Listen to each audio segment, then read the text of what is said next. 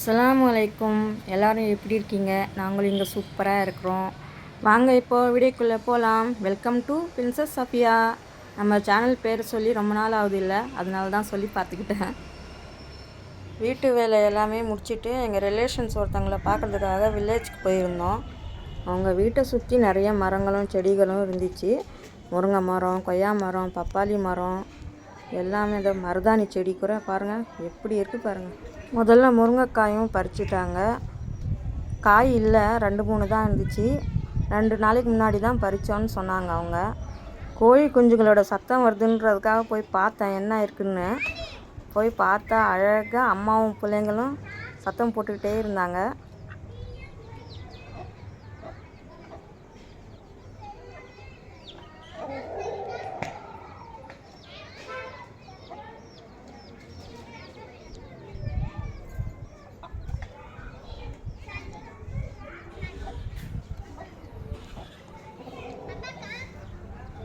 ரொம்ப அழகாக இருந்துச்சு. காய் 2-3 தான் கிடச்சிது எங்களுக்கு. அதை பறிச்சிக்கிட்டு முருங்கைக்கீரையை நாங்கள் பறிச்சிக்கிட்டு அதுக்கப்புறம் உள் பக்கமாக இருக்கிற பப்பாளி மரத்துக்கிட்ட போயிட்டோம். வீட்டுக்கு வெளியேவும் பப்பாளி மரம் இருக்குது, வீட்டுக்குள்ளேயும் பப்பாளி மரம் இருக்குது. கிணறு பாருங்கள், அப்பா அந்த காலத்து கிணறு எப்படி இருக்குது, தண்ணி அப்படியே இருக்குது.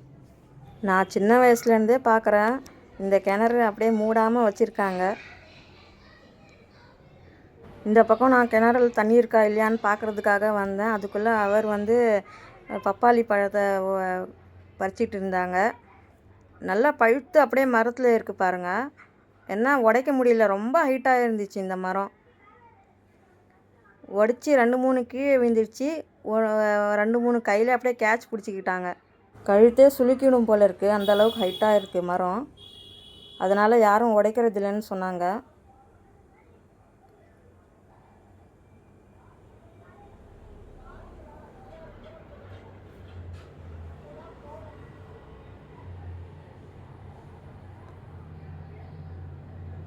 பாருங்கள் கையிலே பிடிச்சிக்கிட்டாங்க பாருங்கள்.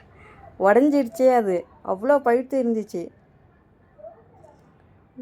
சாயந்தரம் ஆன உடனே பசங்க எல்லோரும் வெளியில் வந்து விளையாடுறாங்க. அது பார்க்குறதுக்கே ரொம்ப அழகாக இருந்துச்சு. எங்கள் தெருவில் எல்லாம் பசங்க விளையாட முடியாது, மெயின் ரோடு, வண்டிங்க போய்கிட்டே இருக்கும். அதனால் அங்கே இருந்த கொய்யாக்கா மரத்துலேருந்து கொய்யாக்கா பறித்து சாப்பிட்டோம். அவ்வளோ இனிப்புங்க, ரொம்ப சூப்பராக இருந்துச்சு. அதுதான் நான் நினச்சேன், கடையில் வாங்குறதுக்கும் அப்படியே இயற்கையாக அப்படியே மரத்துலேருந்து பறித்து சாப்பிட்றதுக்கும் எவ்வளோ டிஃப்ரெண்ட் இருக்குன்றீங்க. சாயந்தரம் ஆயிடுச்சு நாங்கள் வீட்டுக்கு வர்றதுக்கு. அப்படியே இயற்கை அழகாக ரசிச்சுக்கிட்டே பச்சை பசேல்னு இருக்குது பாருங்கள். அப்படியே பேசிக்கிட்டே வந்துட்டோம். வர்ற வழியில் கரும்பு கடை. ஜூஸ் குடிக்காமல் போக முடியுமா, அதனால் நின்று ஜூஸ் குடிச்சிக்கிட்டு அப்படியே நாங்கள் கிளம்பிட்டோம்.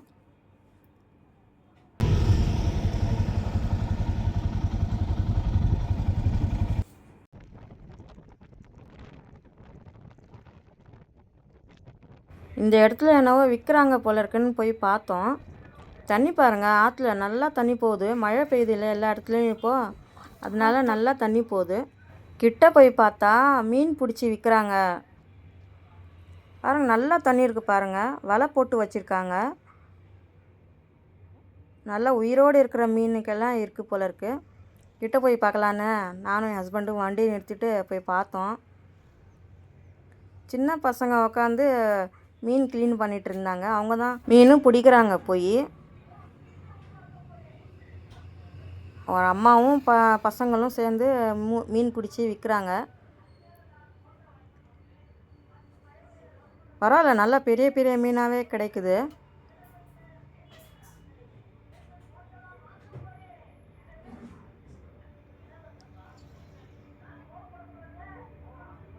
இந்த பக்கம் ஆற்று தண்ணி போகுது, அந்த பக்கம் பச்சை பசேல்னு இருக்குது பாருங்கள்.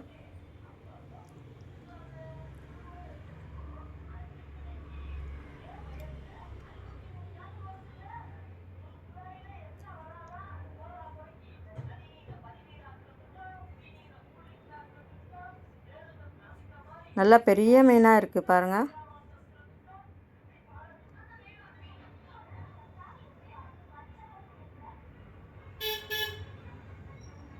உயிரோடு இருக்குது எல்லா மீனுமே. க்ளீன் பண்ணியும் தர்றாங்க அப்படியே. மீன் போய் எடுத்துன்னு வரேன்னு போய் அந்த பசங்க ஜாலியாக விளையாடுறாங்க தண்ணியில்.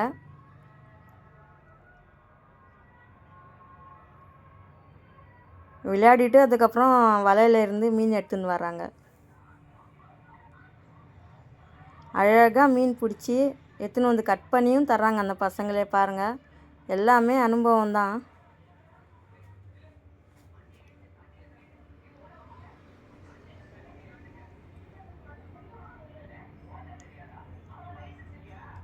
நல்ல பெரிய மீனாகவே கிடைக்கும் போல இருக்கு.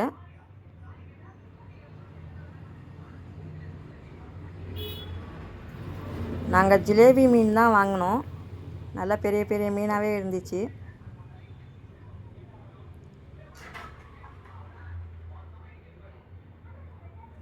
வாங்கிட்டு அப்படியே வீட்டுக்கு கிளம்பலாம். ரொம்ப நேரம் ஆயிடுச்சின்னு சீக்கிரமாக போனோம். அப்படியே வாங்கிட்டோம் கட் பண்ணாமல், வீட்டுக்கு போய் கட் பண்ணிக்கலான்னு.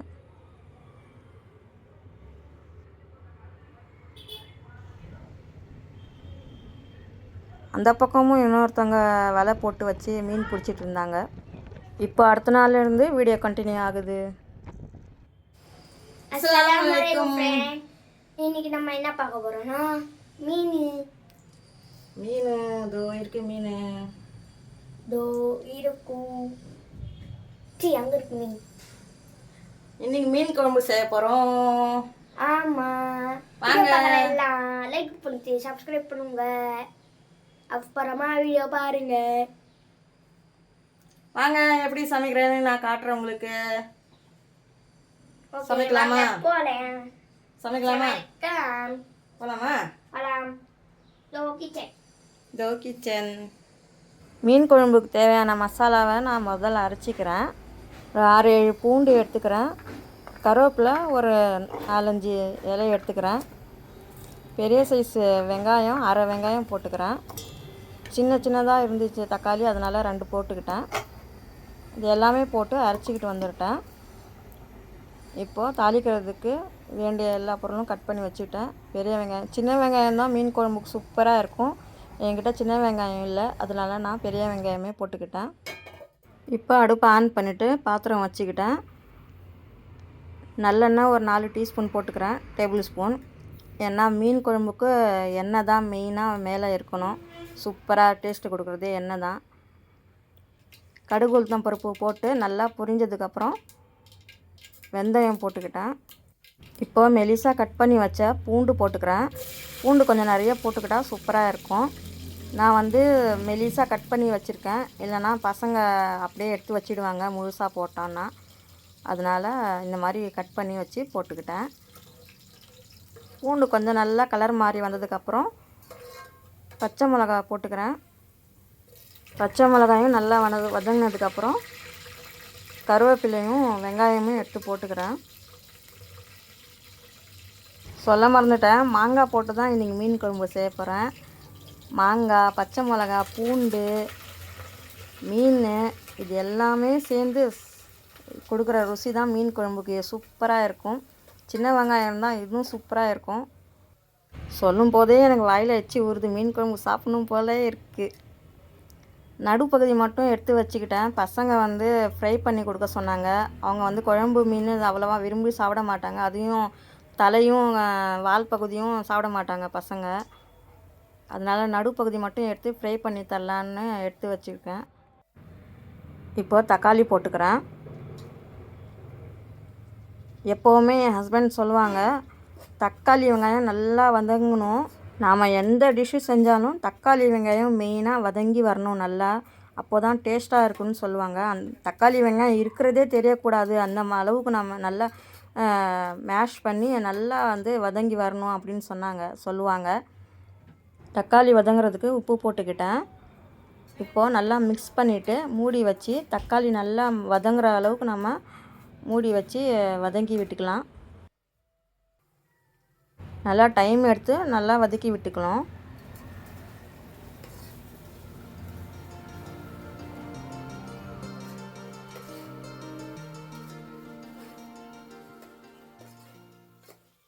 இந்த அளவுக்கு நான் வதக்கி விட்டுக்கிறேன் நல்லா. இப்போ அரைச்சி வச்ச மசாலாவை எடுத்து போட்டுக்கிறேன்.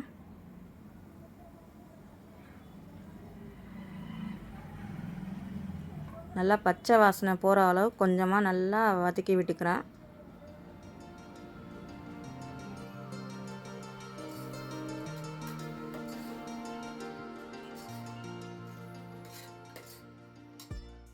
இந்த அளவு நல்லா மிக்ஸ் பண்ணிவிட்டு இப்போது மசாலாவெல்லாம் போட்டுக்கிறேன்.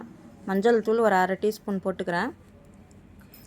போட்டு நல்லா மிக்ஸ் பண்ணி விட்டுட்டு தேவையான அளவு குழம்பு மிளகாய் தூள் போட்டுக்கிறேன்.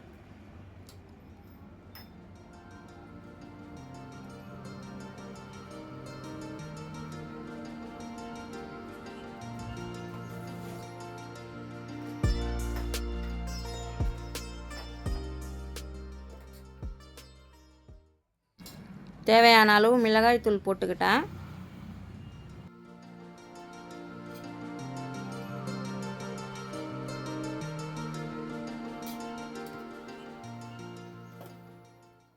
நல்லா மிக்ஸ் பண்ணிவிட்டு இந்த மிக்ஸி ஜாரில் கொஞ்சமாக தண்ணி போட்டுக்கிறேன் நான் அதில்.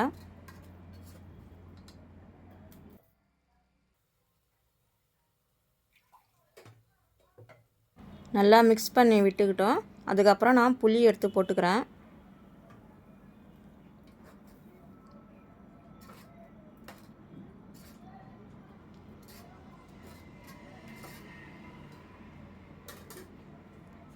மீன் குழம்புக்கு புளி கொஞ்சம் கூடுதலாக போட்டால் சூப்பராக இருக்கும்.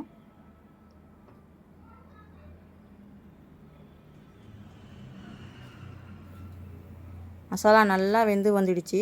பச்சை வாசனை எல்லாம் போய் இப்போ நான் புளி எடுத்து போட்டுக்கிறேன். தேவையான அளவு தண்ணி போட்டு, ரொம்ப தண்ணியும் போடக்கூடாது, ரொம்ப கெட்டியாகவும் இருக்கக்கூடாது. குழம்பு மீடியமாக இருக்கணும். ஒரே ஒரு மீன் துண்டு மட்டும் எடுத்து நான் குழம்புல போட்டுக்கிறேன். அப்போ தான் கொதிக்கும் போது மீன் வாசனை குழம்புல இருக்கும், சூப்பராக இருக்கும்.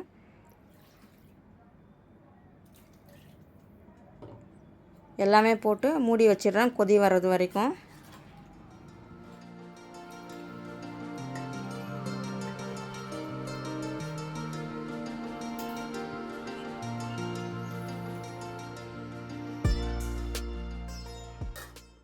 கொத்தமல்லியும் கட் பண்ணி வச்சுக்கிறேன். இப்போது குழம்புக்கு தேவையான அளவு உப்பு போட்டுக்கிறேன்.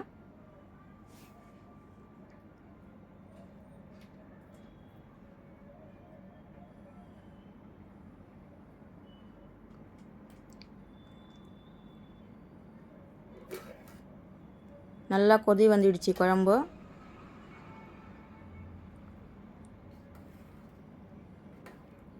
இப்போது உப்பு காரம் எல்லாம் பார்த்துக்கிட்டு நம்ம கொத்தமல்லி, மீன், மாங்காய் எல்லாமே எடுத்து போட்டுக்கலாம். பார்க்குறதுக்கு நல்லா கலர்ஃபுல்லாக இருக்குது பாருங்கள் மீன் குழம்பு.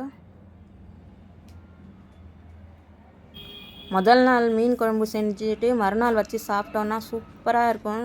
டபுள் மடங்கு டேஸ்ட் அதிகமாக இருக்கும். அதுவும் மீன் தலையெல்லாம் நல்லா ஊறி இருக்கும். சூப்பராக இருக்கும் சாப்பிட்றதுக்கு. இந்த மாதிரியெல்லாம் சாப்பிட்றதுக்கு யாருக்கெல்லாம் பிடிக்கும்னு கமெண்ட் பண்ணுங்கள்.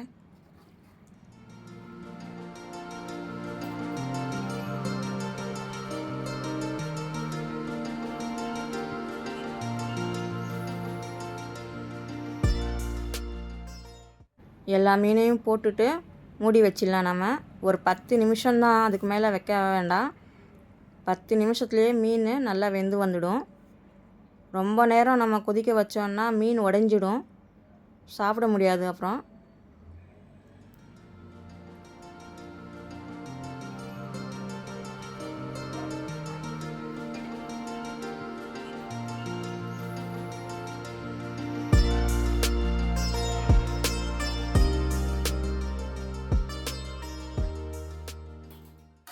ஒரு 10 நிமிஷம் மூடி வச்சுட்டு அதுக்கப்புறமா பார்க்கலாம்.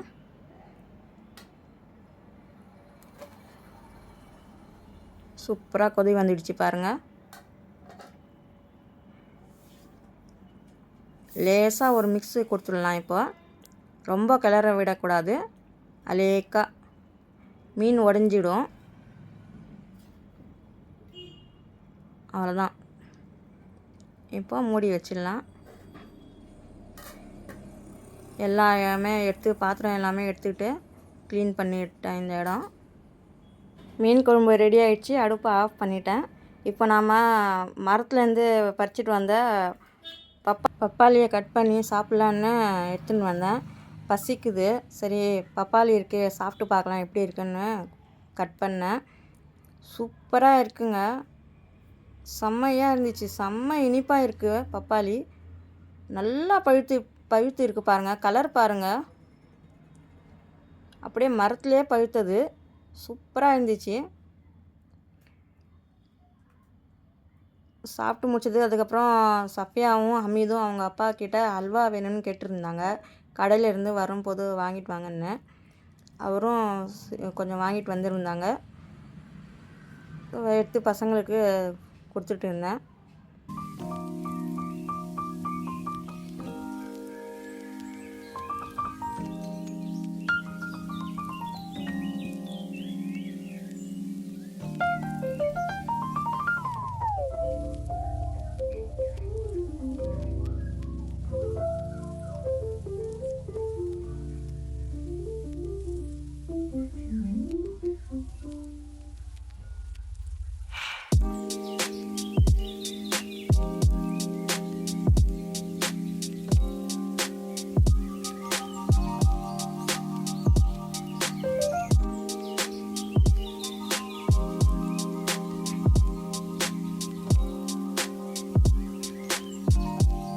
ஓகே ஃப்ரெண்ட்ஸ், இதோட இந்த வீடியோ முடியுது.